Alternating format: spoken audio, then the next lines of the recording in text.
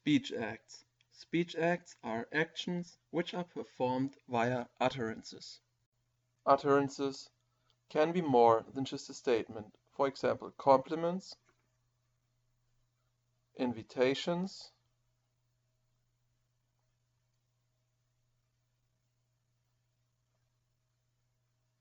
complaints,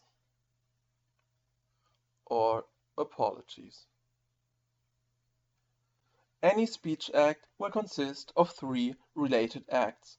First, the locutionary act, the basic utterance producing a meaningful linguistic expression.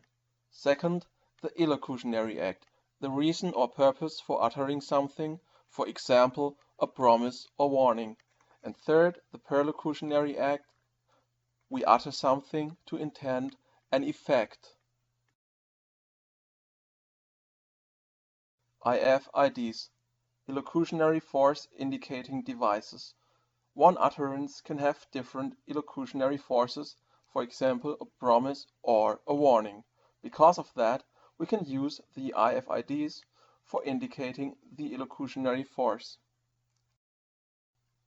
I promise I won't be late again. I warn you, you won't be late again. Felicity conditions. There are certain circumstances which are called felicity conditions, which can indicate the intended illocutionary act. In everyday contexts, there are preconditions for speech acts. General condition. The participants must be able to understand the language. Content condition. The contents of the utterance must be about a future event in the case of a warning or a promise. Another condition for a promise is that the future event will be a future act of the speaker. Preparatory condition. A promise has two preparatory conditions. 1. The event won't happen by itself. 2. The event will have a beneficial effect. A warning also has two preparatory conditions. 1. It isn't clear that the hearer knows the event will occur. 2. The event won't have a beneficial effect. Sincerity condition. For a promise, the speaker intends to carry out the future action. For a warning, the speaker believes that the future event won't have a beneficial effect. Essential condition. The fact that by the act of uttering a promise, I thereby intend to create an obligation to carry out the action as promised. The status of non-obligation becomes a status of obligation. Different types of speech acts can be classified as follows. Speech act classification.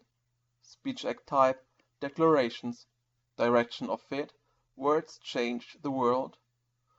A speaker causes a situation. For example, a priest says, I now pronounce you husband and wife. Representatives. They make words fit the world. A speaker believes a certain situation to be true. For example, the earth is flat. Expressives. They make words fit the world. Speaker feels a certain way. For example, I'm really sorry. Directives. They make the world fit words. Speaker wants a certain situation. For example, don't touch that. Commissives. They make the world fit words. The speaker intends a certain situation. For example, I'll be back. Direct and indirect speech acts. A different approach to distinguish types of speech acts is based on the structure. 1. Declaratives for statements, 2. Interrogatives for questions, or 3. Imperatives for requests. When there is a direct relationship between structure and function, it is called a direct speech act. For example, a declarative is used to make a statement. When there is an indirect relationship between structure and function, it is called indirect speech act. For example, a declarative is used to make a request. The most common type of indirect speech acts are interrogatives where we don't really expect an answer, but instead expect an action. For example, could you pass the salt? This is an example of a direct speech act. She's using an imperative to make a request. Speech events. Speech events are the circumstances surrounding the utterance, which include other utterances. A speech event is an activity in which participants interact via language in some conventional way to arrive at some outcome. For example, I don't really like this speech event of complaining.